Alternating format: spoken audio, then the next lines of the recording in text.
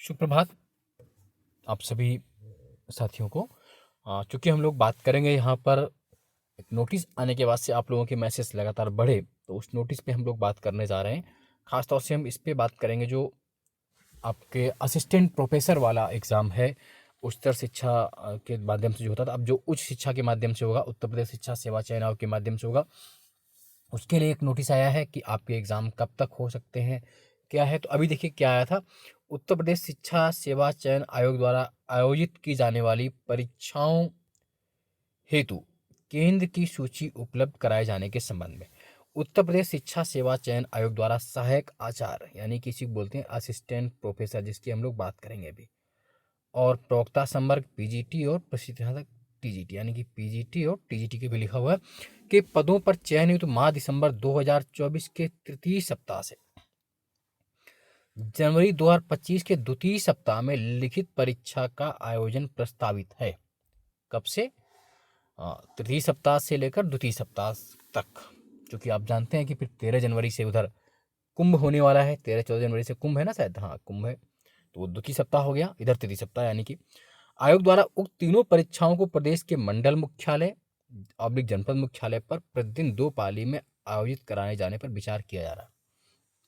मंडल मुख्यालय पर भी और जनपद मुख्यालय पर भी प्रतिदिन 2 पालियों में, जो कि पीजीटी है, टीजीटी है, विचार किया रहा। शासनादेश संख्या ये है कि जो 19 जून का आया था, प्रदेश के विभिन्न भर्ती बोर्ड के पारदर्शी एवं सुचारूपूर्ण ढंग से कराए जाने संबंधित जारी 3-4-5 में प्रख्यापित व्यवस्था के अनुरूप जनपद के परीक्षा केंद्रों का चयन किया जाना है।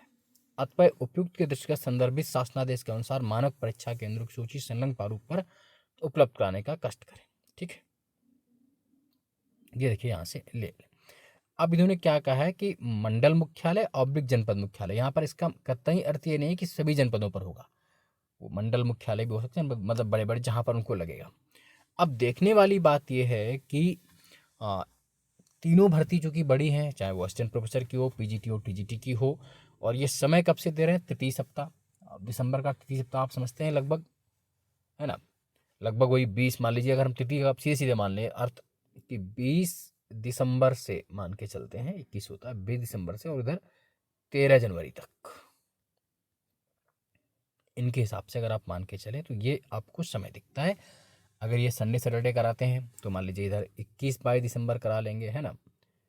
अब अगर 22 को ये करा लेते हैं तो उधर 22 को पीसेस वाले भी कुछ बात कर रहे हैं, वो संभव कैसे, या फिर 29 इधर बढ़ता है, 29-28 उधर जो भी है ना। तो देखिए संभावना है कि ये लोग कर पाएंगे। हालांकि असिस्टेंट प्रोफेसर की जो वैकेंसी की बात है उसके लगभग आपने जानते हैं कि 1 लाख लोगों ने फॉर्म भरा है और अच्छी खासी भर्ती थी।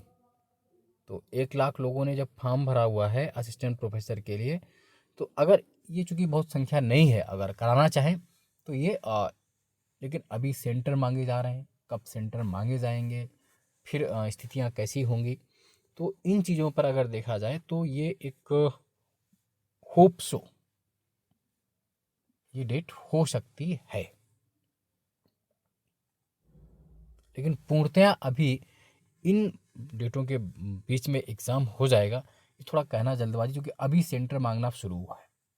मान लीजिए आज 14 नवंबर हो गई है, एक मेरे सेंटर मांगना, फिर पेपर प्रिंटिंग कराना, या ये हो सकता है जारी।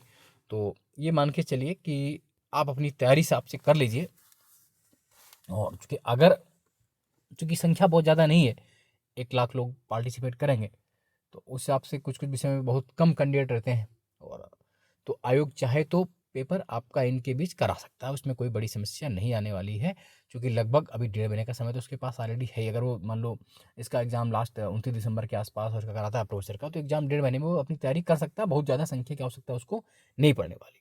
सो प्लीज़ जो असिस्टेंट प्रोफेसर वाले हैं वो अपनी पढ़ाई को अब अपनी द्रुत गति से चालू कर दें, फिर से शुरू कर दें, क्योंकि एग्ज़ाम मान लीजिए अगर हो गया तो आपको समय कम बचेगा। तो जो भी आपका उसमें है जीएस और ऑब्लिक सब्जेक्ट जो भी है, उस हिसाब की तैयारी आप अपनी शुरू कर दीजिए, जीएस को भी और सब्जेक्ट को भी, दोनों पर फोकस रहिए। हाँ, लेकिन एक बात मैं क्लियर कर दूं कि अभी भी आप अपनी पढ़ाई को उसी स्तर पर लेके शुरू करें। जैसे मान लीजिए कि अब एग्जाम की डेट आपकी सर्टेन हो गई, इस तरह करके पढ़ाई करेंगे तभी आप बेहतर कर पाएंगे। हाँ, संभावित अगर डेट यही, चूंकि आयोग ने कहा लिखा है ना, विचार किया जा रहा है। और अगर कोई मुझसे पर्सनली पूछेगा तो मुझे अभी ये स्पष्ट नहीं लग रहा है कि शायद एग्ज़ाम हो सकता है। मेरा जो मानना है, अगर इसमें नहीं एग्ज़ाम हो पाया तो फिर वो आपका एग्ज़ाम अप्रैल के आसपास पहुंच सकता है, मार्च अप्रैल के आसपास पहुंच सकता है, अगर यहाँ पर नहीं हो पाया तो। और अभी भी यहाँ के होने के चांसेस बहुत ज़्यादा नहीं दिख रहे हैं।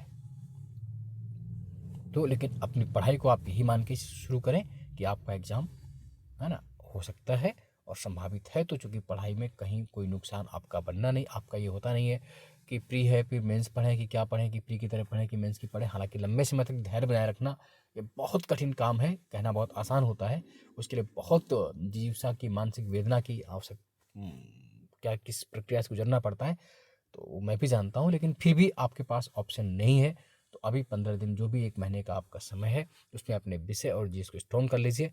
हो सकता है आपका एग्ज़ाम जल्दी, और हम सब चाहते हैं कि आपका एग्ज़ाम जल्द हो जाए, आप स्वयं भी चाहते हैं एग्ज़ाम जल्द हो जाए, क्योंकि बहुत दिन से ये एग्ज़ाम पड़ा हुआ है। तो अच्छी बात यह है कि चलो कम से कम आयोग को याद आ गया, अब आयोग ने कुछ एक्टिवनेस दिखाई है, तो हो सकता है कि आपका एग्ज़ाम इसी समय हो जाए। सो प्लीज़ तैयार रहे इसके लिए। और कुछ संभावना ये बनती जरूर दिख रही है, लेकिन बाकी तो अभी कुछ कहना जल्दबाजी होगी। फिर भी मैं जल्दी मिलूंगा, चूँकि अब समय अभाव रहता है इसलिए मैं बार बार आपसे मिल पाता हूँ। लेकिन आज के लिए इतना ही। जय हिंद, जय भारत। चैनल को लाइक, सब्सक्राइब, शेयर करते रहिए। धन्यवाद।